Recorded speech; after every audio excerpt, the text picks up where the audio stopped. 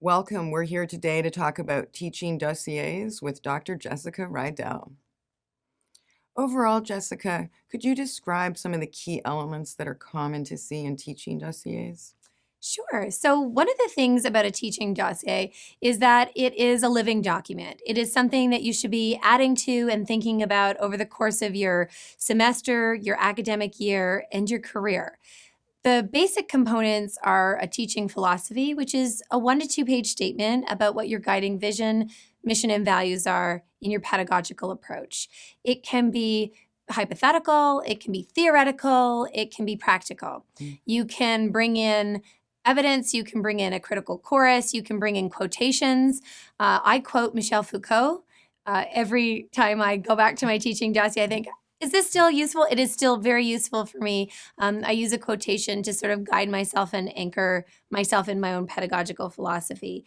The teaching philosophy is also really useful if you look at it through a disciplinary lens. So I often invite some of my literary guides like Philip Sidney and Edmund Spencer in, and I actually excerpt them in as well because it's part of my pedagogical practice is through my disciplinary lens. So you want to keep it about 1 to 2 pages. You want to keep it personal. You want to keep it really sharp. It's a great writing performance, and it's a great way for you to be able to encapsulate all of the things that you're thinking about working through in that philosophy statement.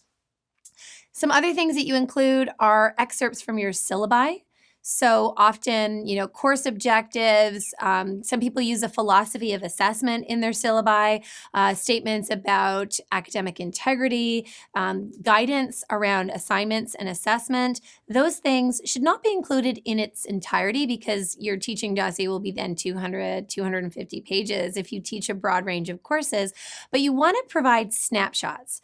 And the snapshots never just exist on their own. You should also provide a snapshot, an excerpt, and then also have a sort of conversation in the margins, whether that's a text box or a text bubble, about why this is important and how this aligns to your teaching philosophy. You can use things like, instructions for assignments, but you can also have screen captures of wikis that you might have created with students or for students. You might include screenshots of videos or various kinds of online things that you're using to try to use as much variety as possible to demonstrate impact of teaching. But remember that, I say this all the time in my literature classes, statements or evidence never stands on its own. You also have to contextualize it. You also have to frame it and bring it back to your guiding vision in your teaching philosophy. So that requires a little bit of effort. You're curating your material, but you're also reflecting about it more holistically.